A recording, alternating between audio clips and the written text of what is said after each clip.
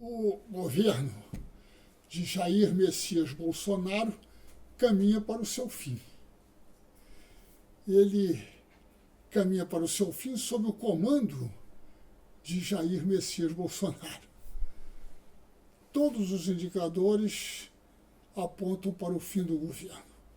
Comecemos pela opinião pública.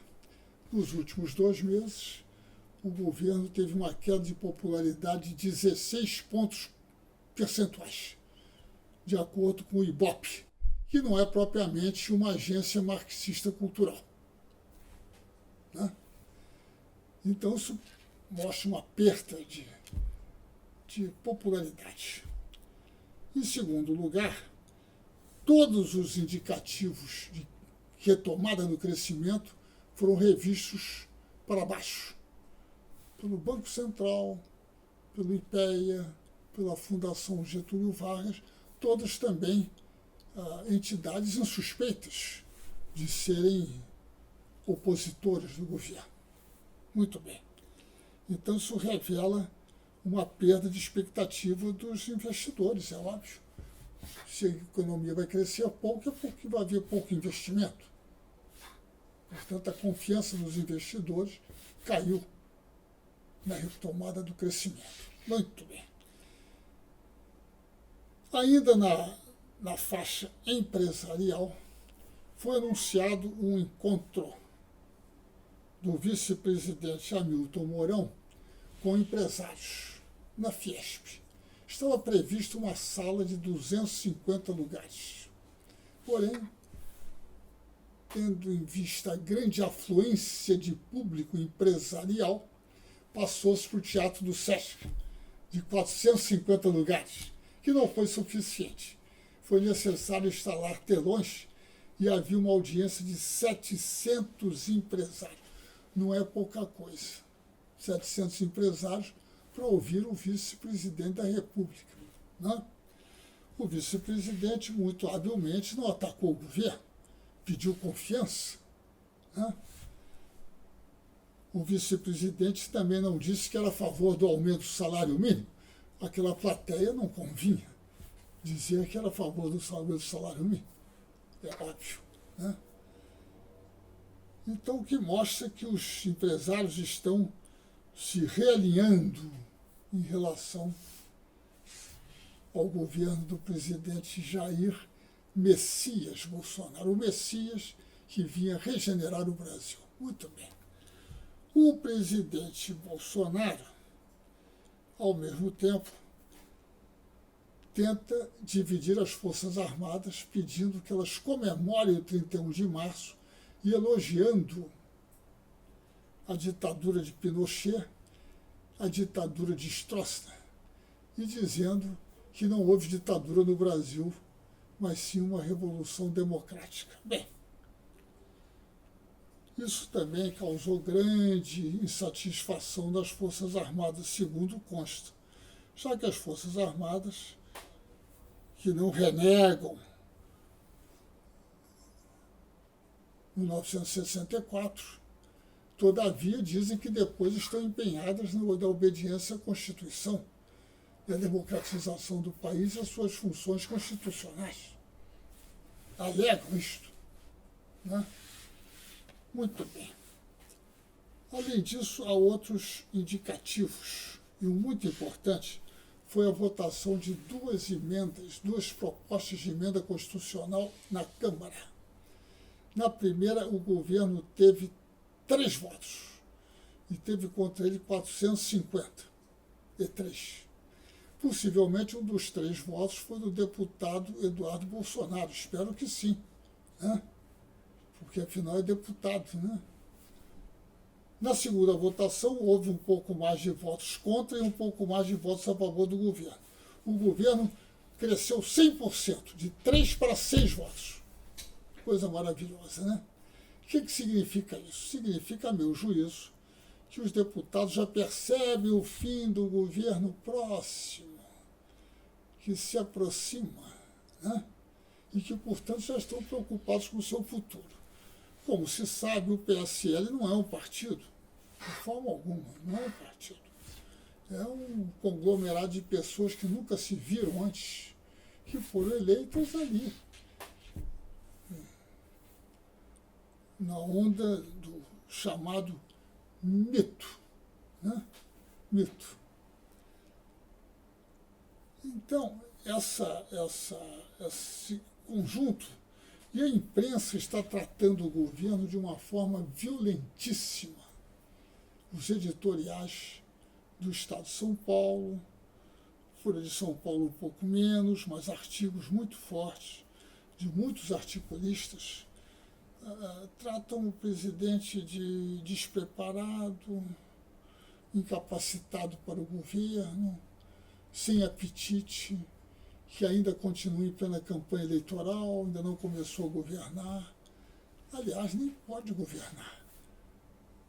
O candidato Jair Bolsonaro não podia nem debater os temas. Teve que não participar dos debates, porque não poderia debater os temas, porque não conhece os temas, não tem experiência administrativa. Em toda a sua vida na Câmara apresentou 2 projetos de lei. 28 anos para 2 projetos. Suas ideias são preconceitos, não são ideias, são preconceitos sobre os mais diversos temas, né? E ele se vê assim, suponho eu, ao final de cada dia no Palácio do Planalto, se deve defrontar com grande angústia existencial por ter que examinar temas e tomar decisões sobre as quais não conhece. Não conhece. Sempre não conhece. Não conhece a substância. Né? E passa o tempo todo a incitar a população. Né? Incitar o ódio social, incitar atitudes de violência muito grande. Né? Então já há uma convicção na sociedade de que ele tem um teste decisivo, que é passar a reforma da Previdência. E ele já declarou, o próprio presidente Bolsonaro, que por ele não faria a reforma da Previdência. De modo que isso cria grande perplexidade. E agora assumiram o comando da reforma da Previdência o senhor Rodrigo Maia e o senhor Paulo Guedes. O senhor Paulo Guedes causou péssima impressão no Congresso, não comparecendo à Comissão de Constituição e Justiça, dizendo coisas absurdas na Comissão de Assuntos Econômicos. Né?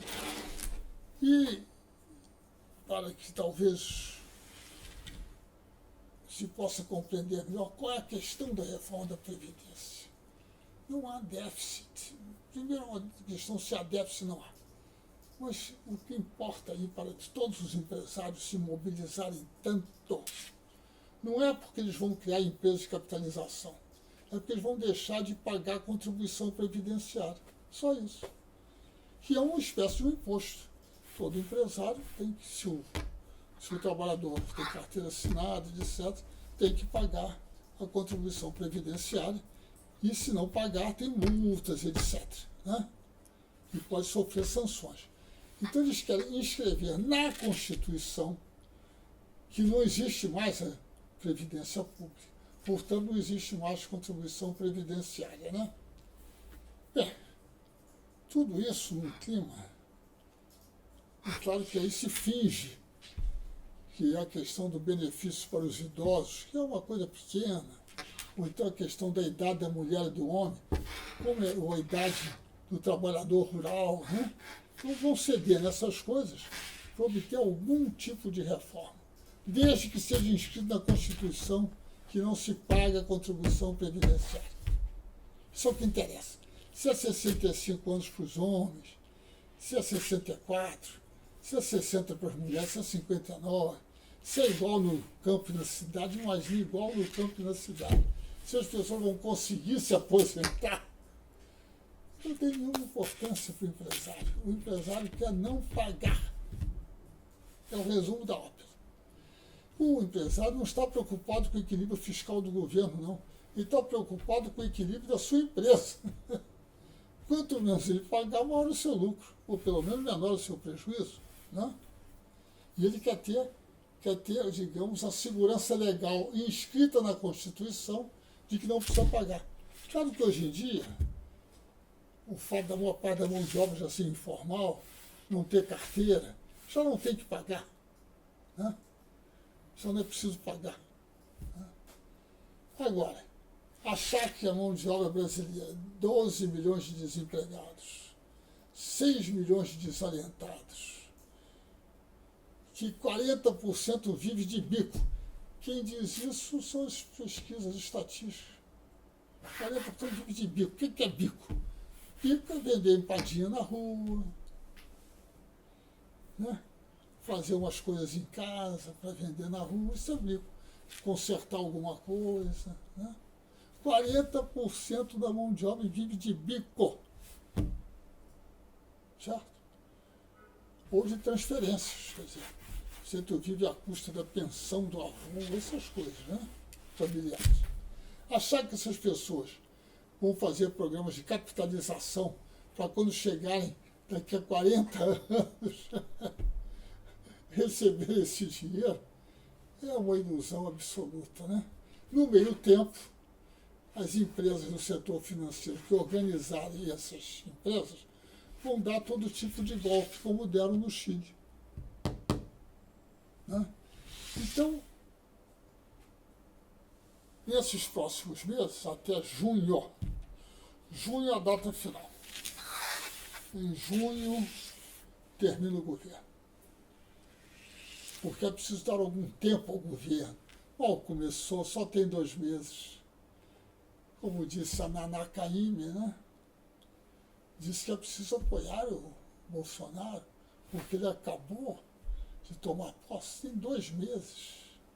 2 meses de declarações extraordinárias. Hoje, o ministro do Exterior declarou que o nazismo e o fascismo são as mesmas coisas. Isso gerou grande perplexidade entre os historiadores brasileiros, entre os historiadores de todos os países, entre as pessoas de todo tipo, né? Que consideraram no mínimo, né, essa declaração, no mínimo inédita, né? No mínimo, e no máximo um absurdo histórico total, uma ignorância histórica total. Né? E assim vamos. Né? Aparentemente, o ministro da Educação hoje deixou o cargo, né? Aparentemente hoje à tarde, não tenho certeza. Mas já foi tarde, assim como já irá tarde o governo.